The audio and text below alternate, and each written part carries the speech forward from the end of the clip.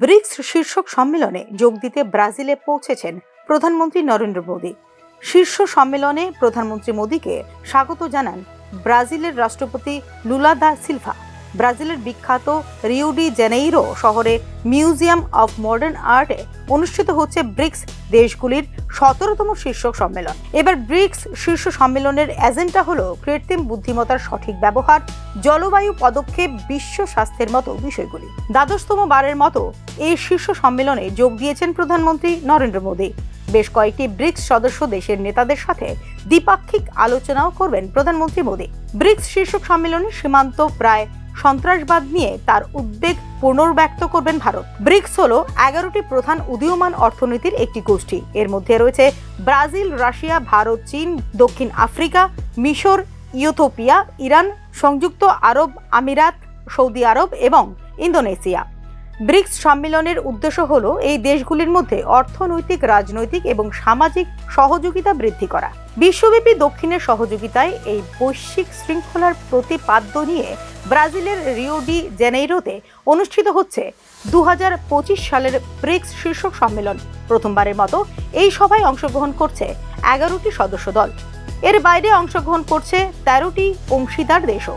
ব্রিক্সকে পশ্চিমা বিরোধী সংগঠনের পরিবর্তে একটি অন্তর্ভুক্তিমূলক সংগঠন হিসেবে উপস্থাপন করার চেষ্টা করেছেন ব্রাজিলের রাষ্ট্রপতি লুলা দা সিলভা।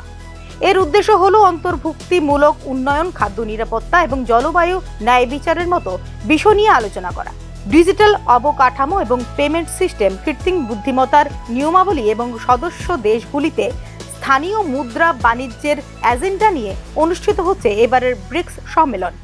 গত বেশ কয়েক বছর ধরে ব্রিক্স দেশগুলির মধ্যে সুইফট পেমেন্ট সিস্টেমের আদলে নিজস্ব পেমেন্ট সিস্টেম তৈরির বিষয়ে আলোচনা চলছে। তবে এখনও এই বিষয়ে কোনো ঐক্যমত তৈরি হয়নি এবং কোনো সুনির্দিষ্ট পদক্ষেপ নেওয়া হয়নি। তবে ব্রিক্স দেশগুলির নিজস্ব পেমেন্ট সিস্টেম এবং মুদ্রা তৈরির ধারণাটি পশ্চিমা দেশগুলির জন্য, বিশেষ করে আমেরিকার জন্য দাঁড়িয়েছে উদ্বেগের বিষয় হয়ে। যদি ব্রিক্স দেশগুলি নিজস্ব মধ্যে বাণিজ্যের সিদ্ধান্ত গ্রহণ করে, তাহলে তাদের 100 শুল্ক আরোপের মুখোমুখি হতে হবে বলে শপথ গ্রহণের আগেই গত বছরের ডিসেম্বরে সতর্ক করে দিয়েছিলেন মার্কিন প্রেসিডেন্ট ডোনাল্ড ট্রাম্প। মার্কিন ডলারকে দুর্বল করার ষড়যন্ত্র বলেও এই পরিকল্পনাকে অভিহিত করেছিলেন ট্রাম্প। তবে এই সবকিছুর মাঝেও নিজেদের অবস্থান স্পষ্ট করেছে ভারত। মার্কিন ডলারকে দুর্বল করার কোনো আগ্রহ ভারতের নেই বলে জানিয়েছিল নয়াদিল্লি। আগামী দশকগুলিতে ব্রাজিল, রাশিয়া, ভারত এবং চীন বিশ্ব অর্থনীতির চালিকা শক্তি হবে বলেও জানিয়েছিল নতুন Delhi. Bureau report, news now.